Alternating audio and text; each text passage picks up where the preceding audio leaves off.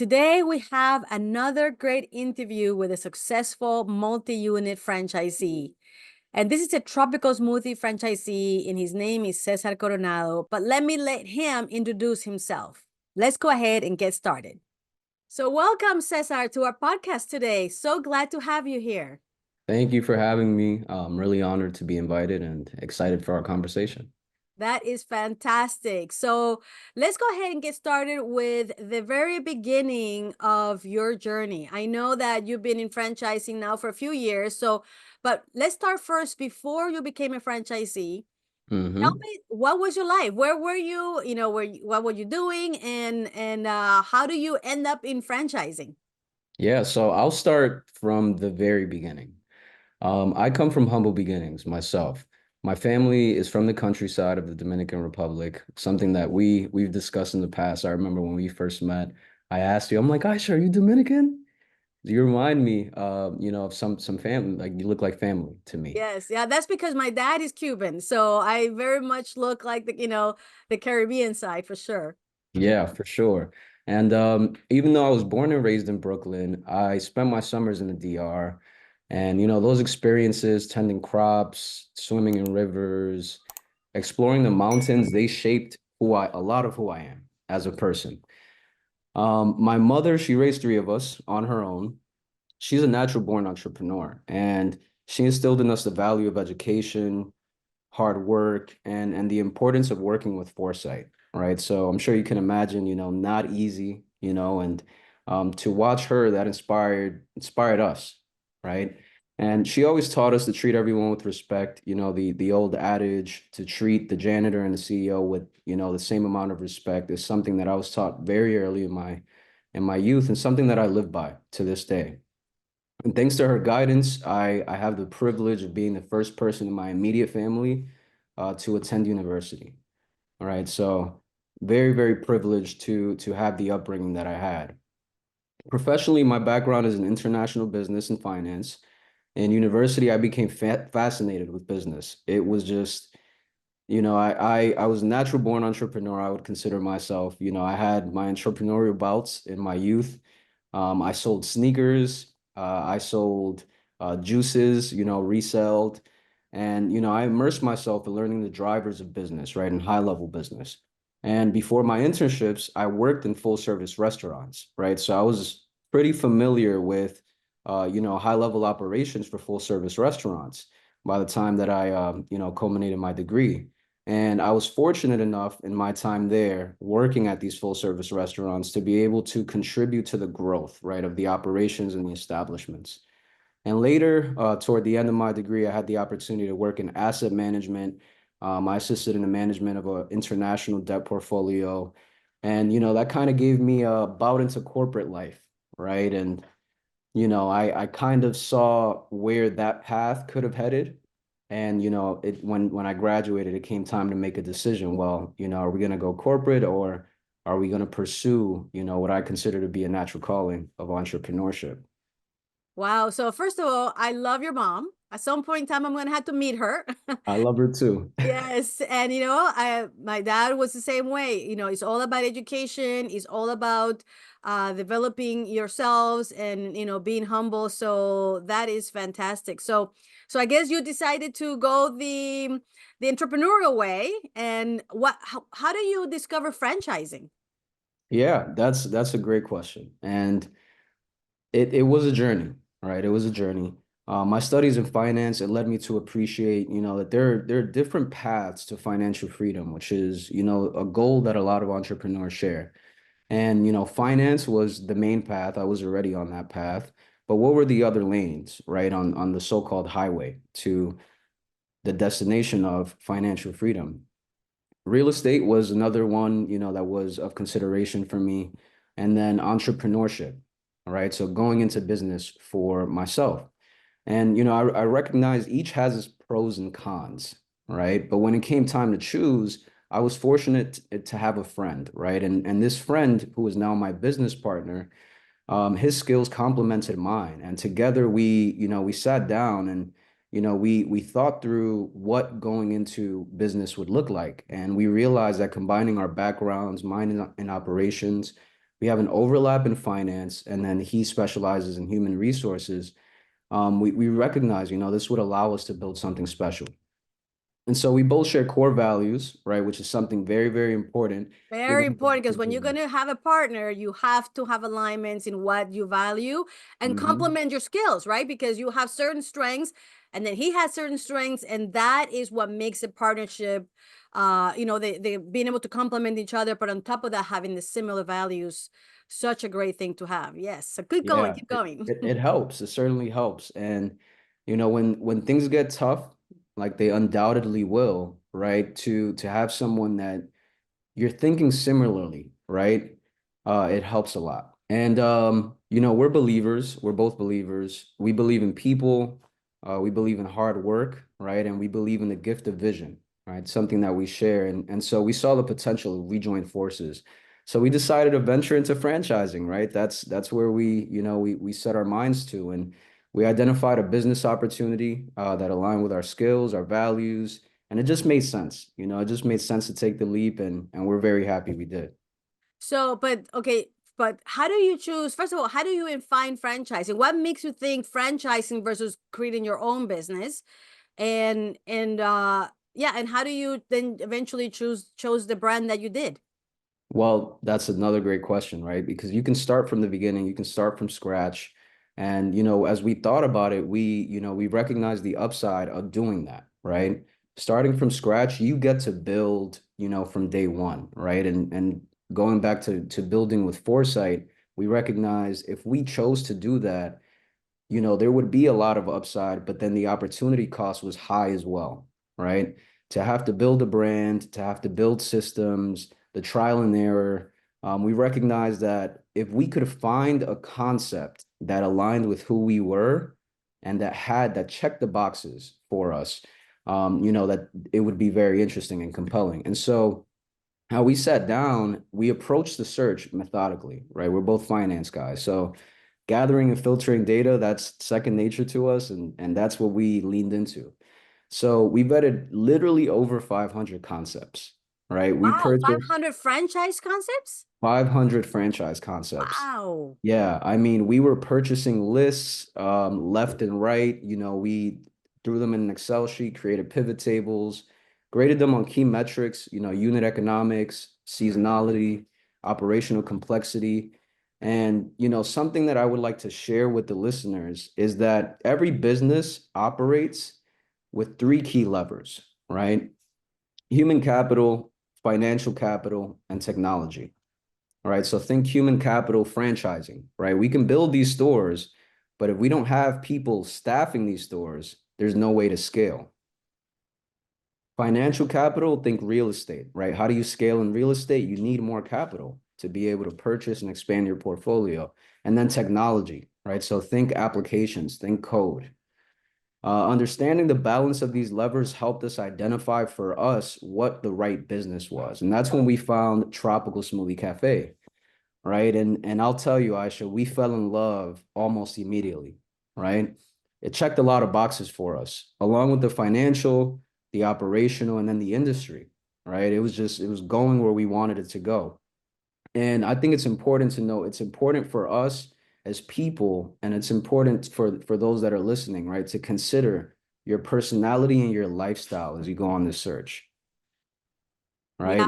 wow, that's that. I mean, you definitely brought the selection process to a whole new level, Cesar. And I know that's who you are, which is fantastic. And I love the fact that you're sharing it, because as franchisees are listening to this and watching, this podcast, this is something to think about. And it's really not that, difficult. It's not like, fancy science. It's basically a list, it's a checklist, and you see all the things that are important. And from there, the ultimate brand, obviously rises to the top. And for you, might be Tropical Smoothie, but for other people, maybe personal service. Maybe they would think a spa will be better. For other ones, might be, car care. For others, could be, casual dining. I mean, the answer will be different, but for the person, but but the process is the right one, because you then are able to take into consideration all the things that you need to do, which is great. And so how long ago was that you opened your first Tropical Smoothie? 2019. 2019, we opened our first, well, we started with the brand in 2019. We went to the uh the field day, they call it, and we fell in love, right? We The fell in love with Discovery the Day, or is it something Discovery different? Day. There Okay, we go. Discovery. Okay. There we go. Okay. Discovery Day. Hmm. Yeah, that was a while ago, right? A Hmm. lot has happened since then. Yes. For us, it was beautiful. We went to the only cafe operated by corporate, and there we had the opportunity to try the menu, right? That was both of our first times trying the product, and Aisha, we fell in love. All right, we had a Chipotle chicken flatbread and a mango magic smoothie, and we also had a Santa Fe quesadilla. And I we love were that one. just in I love awe, that one. The Santa Fe right? quesadilla. It's so good. It's so good. Yes. Mhm. Right. And so immediately the product aligned with who we are as people, right? We call them active balancers in the industry. And we're folks that we appreciate healthier options without compromising on flavor. Right. Mm. And to see the execution, the speed and the systems behind the in the back of house, for us, that was very compelling. And then what solidified the decision was during Discovery Day, we met the team and to see the energy, right? The vision and the mission that they had, right? The how was there, the why was there. The why was there, the how was there, right? And for us, that was very, very compelling, right? Because we weren't throwing darts at the board. It was like, this is what we want to do, and this is how we're going to do it. I love that. That is fantastic. And so there you are with your first franchise unit. And actually, no, this was at the end of your discovery day. You got exposed to the brand, you tried the product, which is very important because you're gonna be around that brand for a very long time. It's a long time, marriage in this case, right? And loving the food, being passionate about, the product or the service that you're going to be selling is going to be important to get you through the bad times, as you can say, right?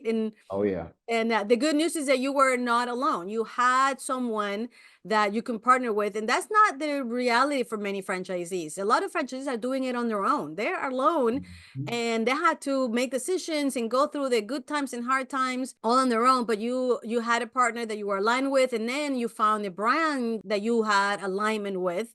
So that's fantastic. So there you go. So you signed the agreement. How long between that discovery day and signing the agreement and start looking for locations? May 2019, we signed our agreement and we started looking for locations immediately, right? So from there, it was, we decided to go into Chicago, the city of Chicago proper, where we're based out of, and we did so with the intention, right? We went in with the mentality of, we're interested in doing something long term, so we went in, and our initial agreement was for 7 stores.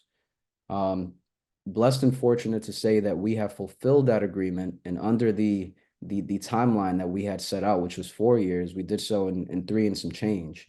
And we opened our first store, which is a very, very amazing story. It's very humbling. Yeah, I was, Uh, I was gonna ask you about that. How do you end up with the first store? How do you find the location? Where do you look and knowing, how you are, yeah, walk us through all that. So we have the benefit of having an amazing real estate team, right? So we have dedicated individuals that they come out, right? And they came out to the city of Chicago and they kind of held our hand during the process. Not kind of, they did. They held our hand and we went on a site search and we as entrepreneurs, obviously we had the final say in which sites we selected and it was tough, right? Because all the sites were amazing, right? And so we went in and of the, I want to say 6 or 7 sites that we had identified and we went to see, we chose 2 of them. And so we immediately went into construction. I want to say we started construction for the first site in August of 2019, or yeah, late August, permitting all that stuff. And then when it came time to open, and this is the real kicker, we opened right after the lockdowns happened here in Chicago. So we opened May 6th of 2020. Wow, hold on a second. And did you have a drive-through at that point? No, not yet. No, No our driver drive-through. came later. Wow. Okay. Yeah, so that is a story in itself, right? So imagine, construction is finalizing, and here comes this, this new once in a lifetime, pandemic, which is quite literally halting industry, right? And for us, our back was against the wall, right? I Yes. Oh, wow. Yes. Yeah, yeah, this it was, it was a time. But here's what I'll say, right? Being believers, we leaned into our faith, and we ultimately determined that, the right move would be to open. And so we did that, right? Our first unit in Lincoln Square, beautiful, beautiful intersection, right? Right in the heart of a vibrant community. And we recognized, a lot of folks, they're going to be home, right? They're going to be home. They're no longer going to be going to work. So that to us was ultimately the deciding factor where we said, you know what? Let's open, right? Let's do so obviously with the safeguards in place. And us being big on community, we recognize the opportunity, right, to build strong ties with the immediate community who was all captive, right? Everyone was home at the time. And we're really grateful for the community embracing us how they did. We hired locally. We had team members, their entire friend groups, all of their family members coming to see them at work, and oh yeah, trying our product, and they fell in love. And yeah, we're incredibly grateful for the reception. But I'll tell you, that was a doozy. I can imagine. So hold on a second. So how did the business operate at the beginning? Because Chicago was pretty strict. So did you do like front door service? Did you do delivery? Like how did what was the focus of your business? To go, and we set up, we kind of made makeshift OLO, online ordering cubbies, right? So we really, really leaned into online ordering. And we were very humbled to say that it went well.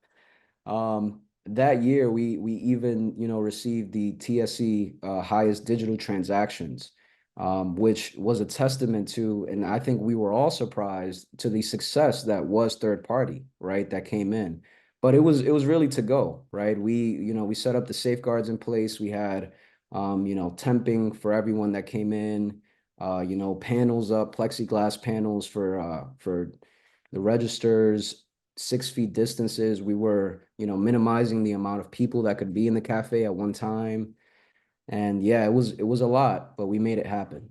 Yeah, and the fact that you, from the very beginning, as part of your thought process and planning, and already embraced technology, I guess it was, simple or easy for you to jump into that and take advantage of it. A lot of other franchisees, are even afraid of technology, so it took them a lot longer to adapt. But Mhm. because you love it so much, is why it was easy for you to actually make that happen. So I'm glad that that worked out for you for sure. So I know that was that was a pretty shocker, but now you have opened a couple of other restaurants since. So what was, what from what you thought franchising was going to be to what it actually ended up being? What was your biggest surprise when it came to the franchising world? I would say my biggest surprise was macroeconomic challenges, for sure. We planned for the operations, right? So TSC very thorough in how they go about training franchisees. We were placed in the cafe, and we worked the cafe, right? From the crew member level all the way up, which is it's beautiful for my learning style, which is, hands-on. I got a chance to learn the operations before our cafe was even open. So that box was checked. When it came to people, as I shared earlier, my business partner, HR specialist, we had that box checked as well. So we created amazing systems around people, amazing systems around technology. Um, just the macroeconomic challenges were really, how susceptible the business is to what's going on in the environment was really my biggest surprise. So COVID, obviously number one. What came with COVID, right? The talent, being good talent being as difficult to find as it was, and then inventory shortages, right? These are things that, you can try to account for as much as possible, but how do you account for the unforeseen, right? And Yeah, so and it's funny that you say that, because one of the things that I was telling our clients during that time is that this is the time where you have to get really, really good at managing your business. And because to be able to survive, to be able to really overcome the situation. And those people that actually took the time to really understand the business in great detail, see what affects it, how to adjust, how to, complement, how to be flexible, and manage the detail of labor costs, cost of goods, everything. I mean, COVID made a lot of experts. It forced people into learning things that they wouldn't have been exposed to that level, in many years. But then within a very short period of time, a lot of people had to learn how to be better at business, and really change, I think, a lot of people's perspective afterwards, and they became better business owners. So you think that that would apply to you too? Oh yeah. Oh yeah. So that's I love that you said that, right? Because that's where my thought train was going. My business partner and I, we sat down and we realized that this is probably the hardest it's gonna get, right? And I say probably because as I mentioned, right, you just don't know. But we realize, we make it through this, chances are that, the success on the tail end would be there, right? And so for the listeners, at times it may feel like you solve one problem only for another to arise. That's the life of an entrepreneur, right? And learn to appreciate the journey is the biggest lesson that I want to share, for those that are listening, because it is a journey, right? And you look back, you're so in the thick of it sometimes that you don't have the time to look back, but sometimes you take a breather and you look back and you say, wow, we've come a long way.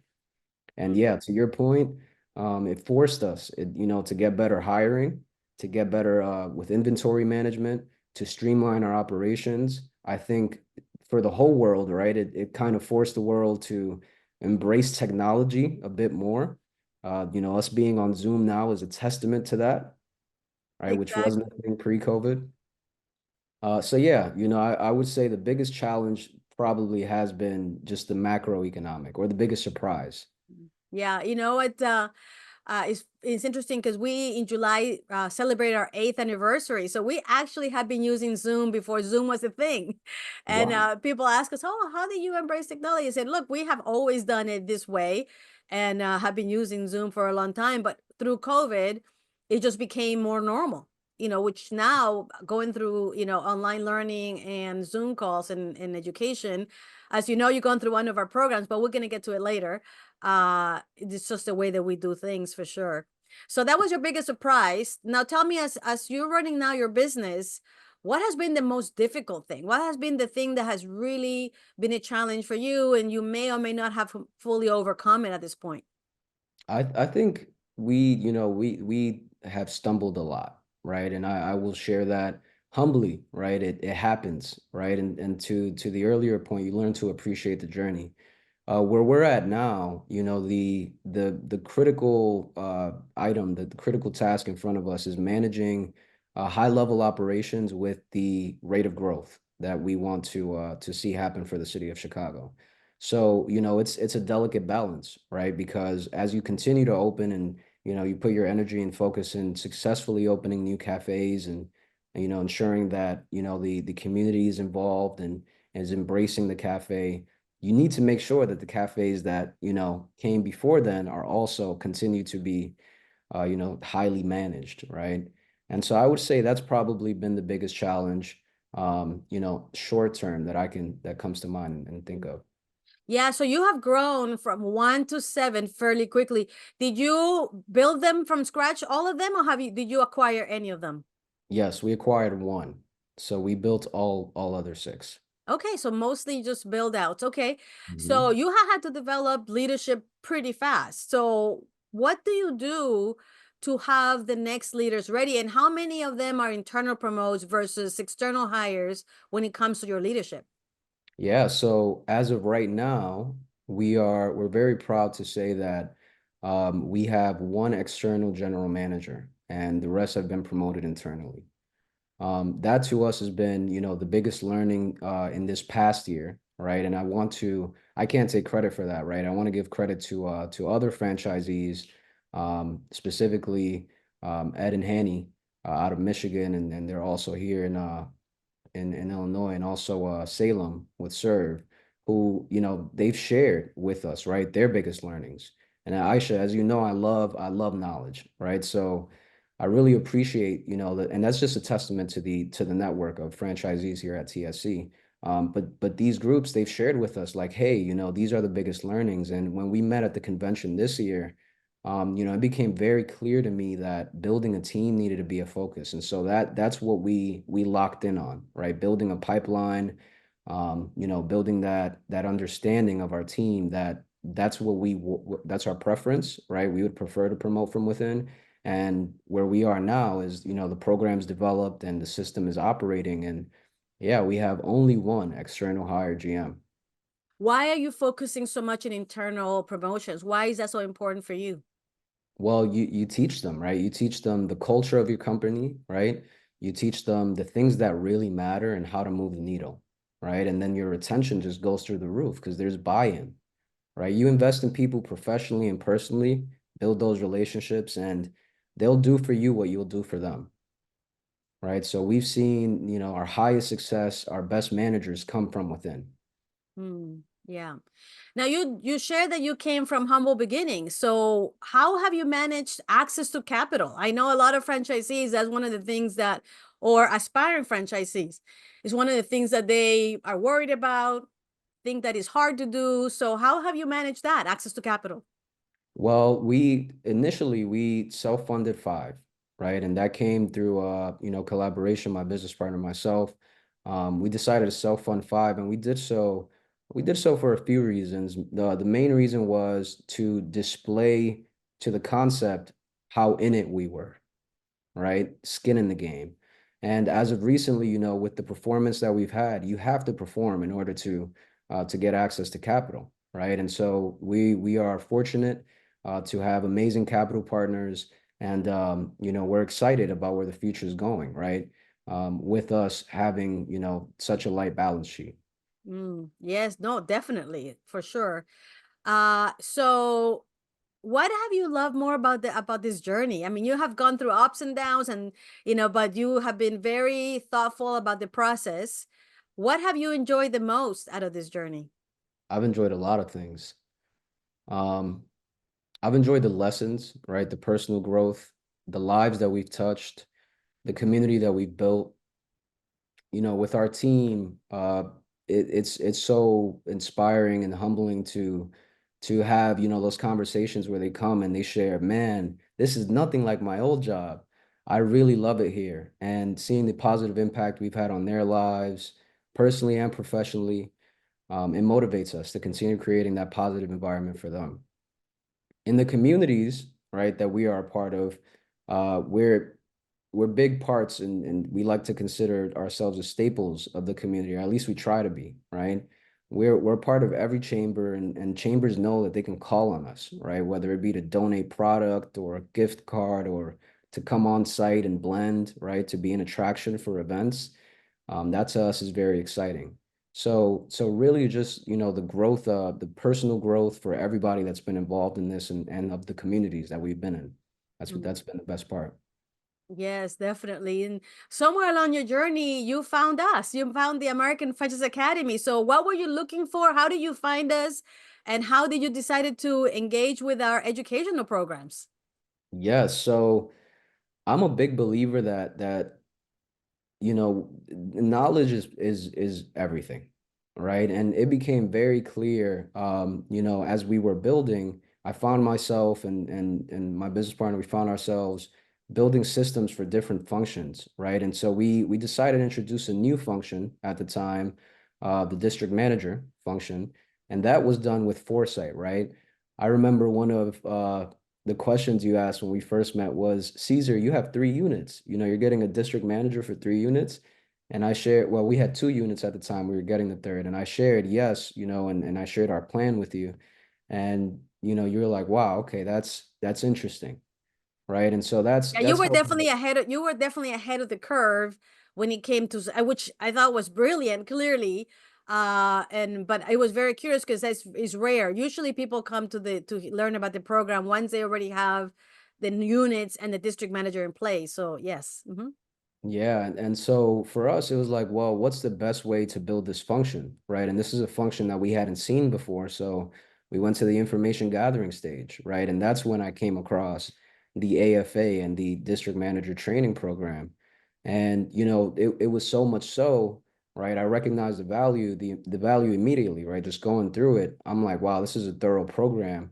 So much so that, at the time we signed up our district manager, but I also signed up, right? And I learned a lot as well, right? And so it helped, the district manager at the time and myself build a relationship where we were speaking the same language and we were focused on the same things, right? And that was beautiful, and it led to the successful development of the function. So yeah, all in all, great journey, great journey. For those that are, on the borderline, on the fence, I know you guys have more than just the district manager training program now. You have lead, right, which is the multi-unit. Yeah, yeah. Where the lead is the multi-unit leadership program, which the district manager one that you went through. And last year we launched the manage program, which is now we're going down to unit managers and just focusing on the leadership and management skills that they need to be successful at managing the one unit. So yeah, we have expanded our curriculum to all support franchisees like yourselves, especially those that don't have the skills or the ability to train people. Because number one, they don't know what to train, like the district manager program. You've never been a district manager before. Yep. You have never been trained on how to be a district manager. And so for you being able to lean on our program to be able to then develop what that is and what that looks like, and getting the skills and the tools and templates and the routines,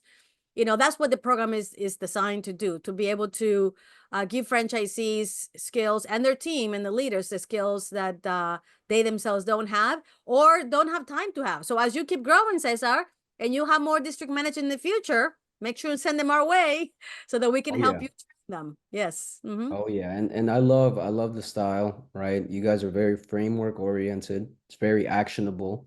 You speak on the theory, right, which is important too, right? But okay, how does the theory translate into the day to day? And that's powerful. Yes, yeah, it's all tactical, practical. We tell them we have the no fluff zone. No fluff around here. We might talk about the theory because you need to know about it, but it's all about steps by step by step on how to do everything. You're right. So thank you about that, Cesar. I appreciate it. And you've been following and learning and hearing more about the things that we do. So how do you stay in touch with, the academy and what we do?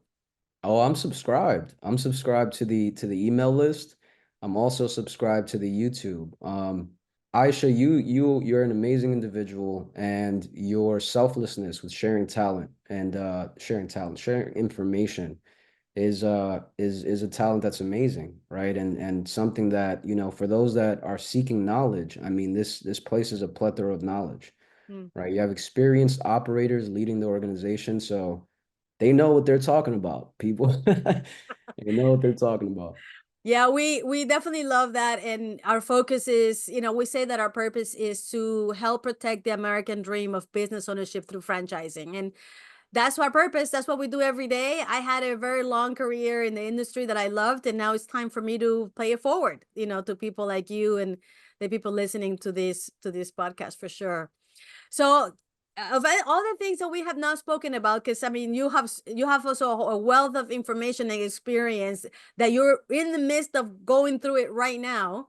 What best practice or practices would you share with the people that are starting and either already have one unit and thinking about going multi-unit, or people that are thinking about getting into franchising? Can you share, one of a couple of best practices that you would like to share with the people that are here, listening and watching to you today?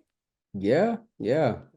Like I shared, we stumbled a lot, right? So with that comes a lot of learnings. The first thing I would say, and this is so important, build a system for every single thing that you do. So if you find yourself doing something once, right, document it, build a process around it, right? Process involves the cue, the action, right? So what causes you to have to do the action, and then what the expected result should look like, and then decide, should there be a reward at the end of it, right? And build a process and revisit these processes. So don't just build them and go, oh yes, that's it. We have a process for this. Revisit them regularly, right? We have a saying here: when we do good work, what we consider to be good work, we joke and we say it can always be better, right? So we'll present something and it's like, well, what do we think? Oh, it's good, but it can be better, right? And we kind of joke, but we mean it, right? We mean it too. It's like, how can we make it better? And so, build a process around everything that you do. It related to the process, we try to give metrics to everything, right? So if we're building a process, is how do we measure it, right? And I'm sure you're gonna love this, Aisha. what you move, you move what you measure, right? What you Love measure, it, you love move. it. Yes, yes, that is one of our mantras. Yeah, yeah. So, know the numbers that move the bottom line, like the back of your hand, is probably the second thing that I would share. Know the metrics that tell you if your processes are actually working, like the back of your hand, and create a dashboard that tracks these metrics, right? You want to, be able to access this and check it regularly. And the third and final thing I would say is build a culture, right? That's laser focused on what truly matters. Hire the right people, put them in the right roles, empower them to succeed. Celebrate your team's great work, but also encourage them to keep improving because it can always be better. Yes, I love that. That's fantastic. Thank you for that, Cesar. So let's look at the future. I mean, you have 7 units now. What's the future? What does it look like, in the next, 2 to 3 to 5 years? What does it look like? Yeah, I would say it's a bit early to answer that. We believe in the concept. Where we're at now is an amazing place. We believe we're at an inflection point, where Tropical Smoothie Cafe is going to become a household name. We believe strongly in the concept. We believe strongly in the leadership team. And right now, our focus is on, delivering, building out the city of Chicago. That's our main focus. So to So be do you have it the immediate, like you have 7 units. So how many more are you gonna do? Are you planning for right now? we're planning for 8 more in the city proper. So we built out North Chicago, and now we are moving into the city proper. So if you're listening to this and you're in Chicago in the city, yeah, look forward to seeing a TSC come online in the next few months here. Oh, that's fantastic. So you don't know, do you have a number of units? Like what motivates you? Do you have an eventual, number of count of units? Like what is the vision for you and your organization? Well, we don't have a number, right? As I shared, it's a bit too early. But networking with franchisees within the concept, it's shown us the art of the possible. And we strongly believe that we have the team, right? We have the systems, and we're building the know-how to be able to continue to grow if that's what we choose to do. Mm. And have you and your partners ever considered multi-brand? Maybe another brand eventually? I won't say no, but I'll echo what I said earlier, right? Right now, we believe in the concept strongly, strong relationship with the leadership team. If the right opportunity comes along, we'll consider it. But for now, we're focused on what's in front of us. I love that. That's great. By the way, so that you know, I don't know if you have heard me say this before, but I do not recommend people going multi-brand until you have at least 3 district manager areas. And Mm, there's a specific reason for that. Because if you have one district manager area and that district manager, is gone because there's turnover, right? They go. Guess who's running it? That will be you, right? You're going to have to go in there, take over that role because the units cannot be left on their own. If you have mm, 2 district manager areas now, and one of the district managers is gone, the other one cannot successfully and efficiently double the number of units they oversee. And so they will be either suffering, or the units will be suffering, or you will take over that area. But mhm. if you go to 3 district manager areas, and here's where the magic and me, here taking the moment to teach, if you go to 3 district manager areas and one of the district managers leaves, the other two are able to absorb half of that additional district manager area, a little bit better than if they double, right? So if you only do half of them, they can do that temporarily until that position gets replaced. So, and at that point, now you as a business owner and franchisee have the freedom to continue to focus on strategy and growth. And so once you get to 3 district manager areas, is really the soonest that I would recommend that you go multi-brand, just so that you know. That's beautiful. I love this. I appreciate that gem. I hadn't heard you share that before. Yeah, you're very welcome.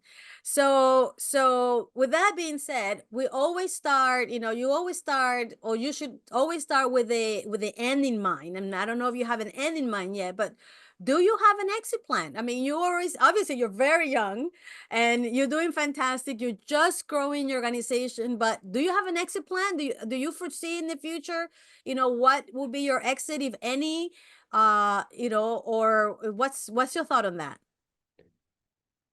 I'll triple down on what I shared earlier, right? We're really happy with the brand. We're really happy with our relationship with the leadership team.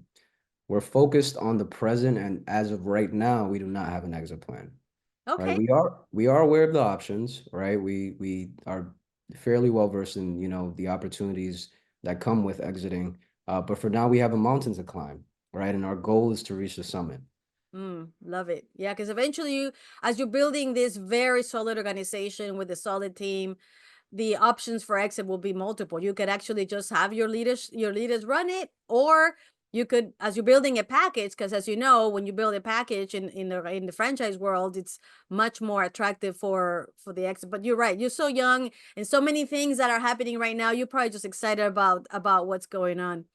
So, I mean, this is great. We're coming to our end of the podcast, but Cesar, is there anything else that you want to share before we end the podcast with the people that might be listening? Yes, and it has to do, it's kind of a full circle moment, right? As to why we're here, right? Why we're even here. Um, Folks, invest in your education, right? And invest in yourself, because ultimately you are the business, right? And your growth translates more often than not directly into the growth of your business. So Aicha and the AFA are an amazing asset. There are, of course, a plethora of business books out there as well, podcasts. I mean, it's so easy. It's probably more easy than it's ever been in history, right? To gain knowledge. Self-development is a journey, right? It's a marathon, not a sprint. And I'll end it by saying we're very humbled to have been invited to be here, and we look forward to continuing our relationship as well. Oh, thank you, Cesar. I appreciate it. I love that last little nugget you provide. It definitely will be great for the people that are listening to us today. So, with that, I appreciate you being here. I'm excited to see your journey and where you are, and I'm looking forward to see what else things you accomplish and continue to have a conversation and see you out there in conferences and meetings, in the industry. Oh yeah. For sure. Yes. All right. Thank you. And we'll see you guys in the next one. Wow, what a great interview. Cesar is an amazing young man that is doing great things with his brand and his team. I hope that you got a lot of information from him, definitely a lot of tips and nuggets that will help you become a more successful, top performing multi-unit franchisee. With that being said, thank you for being with us in this podcast today, and we'll see you in the next one. Bye-bye.